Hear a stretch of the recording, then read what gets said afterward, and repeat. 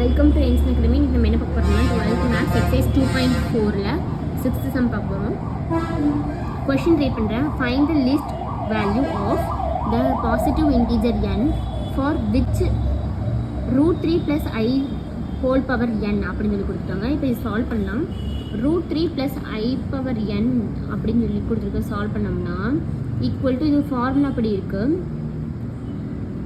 2. இது வந்துட்டு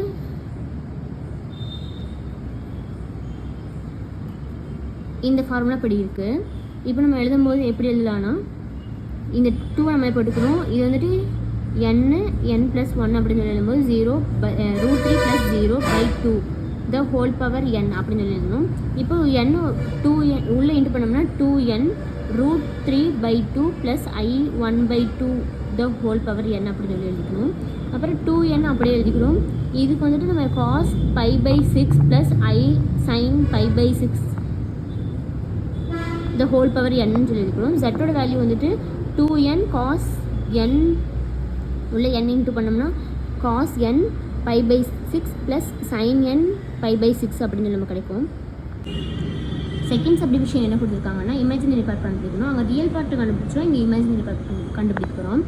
இப்போது 2n cos n π/6 - i sin i n π/6 equal to -2n cos n π/6 + i sin n π/6 அப்படின்னு சொல்லி கொடுத்துருக்கு.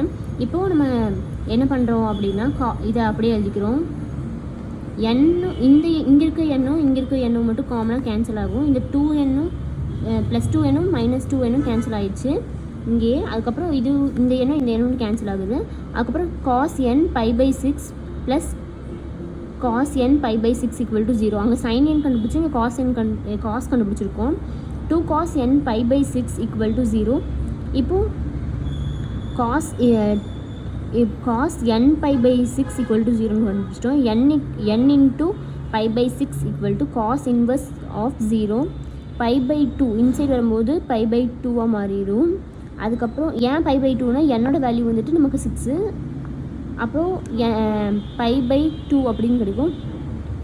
இன்னும் நமக்கு π/2ஓட என்னோட வேல்யூ இங்கே சப்ஸ்டியூட் பண்ணும். இந்த 2 அப்படியே போட்டுறோம்.